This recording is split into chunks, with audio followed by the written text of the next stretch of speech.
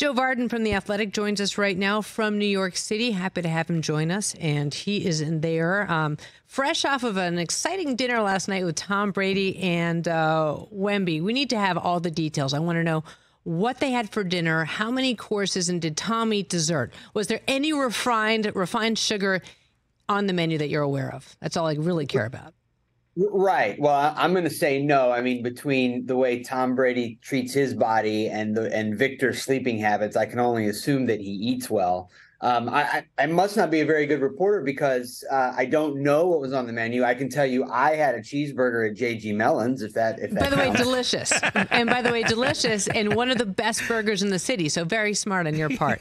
How did this happen? Like, what are you hearing about? How did this come about? Yeah, so we found out about it because Tom Brady tweeted a picture that looks funny.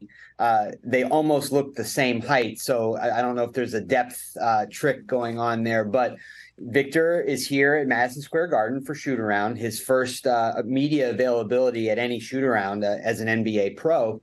And somebody asked him if indeed he met Tom Brady last night. And he said absolutely that he did. He talked about really enjoying the time, and he called Tom Brady humble and interesting, but also as somebody who's interested in other people.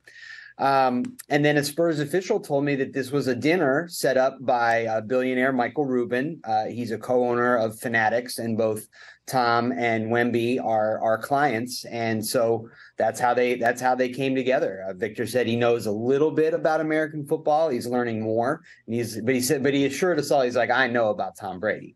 Tell me what Wemby's like in person. And I'm curious, I spent so long covering the Lakers, and Shaquille O'Neal's 7'2", and that's the way I look at life.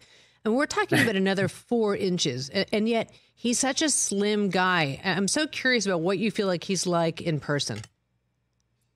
So I have found him to be incredibly engaging and thoughtful and polished for a 19-year-old Parisian here in the United States. I like to say that he speaks better English than I do. But beyond that, he is somebody who will make eye contact, and he will consider your question and not necessarily go along with the premise. And I think all of those things are going to help him. Of course, it's not going to help him put the ball in the hole or block 4 or 5 shots a night. But just the idea of being the number 1 pick and being an international, athlete of interest. Now, I guess we can call him a star. He's on his way to Rookie of the Year. But to be able to handle the global attention and sort of the extra scrutiny here in the United States the way he does, it's just going to make life easier for him. It'll help him capitalize on various marketing opportunities. And it'll help people like me to be able to explain to the average fan who he is.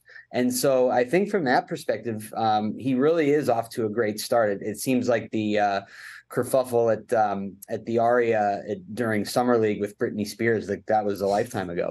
What's most fascinating to you about him? I mean, you've been covering this sport for a long time.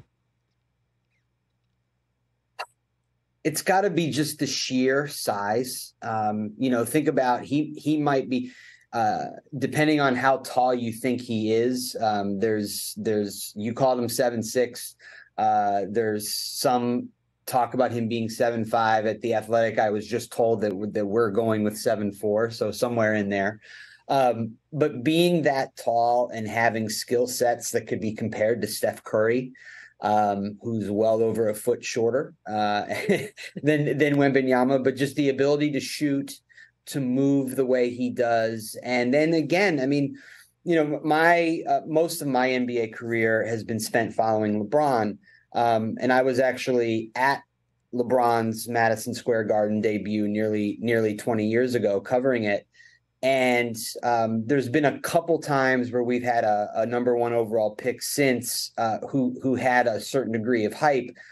I would say that Victor's probably the most hyped number 1 pick since LeBron, and the way that he is handling the attention and not being an American and sort of the way he has put himself on display and the way that he's able to communicate is impressive to me and interesting. I definitely want to know more about him. Catch the Rich Eisen Show every single day on the Roku channel, 12 to 3 Eastern, for free.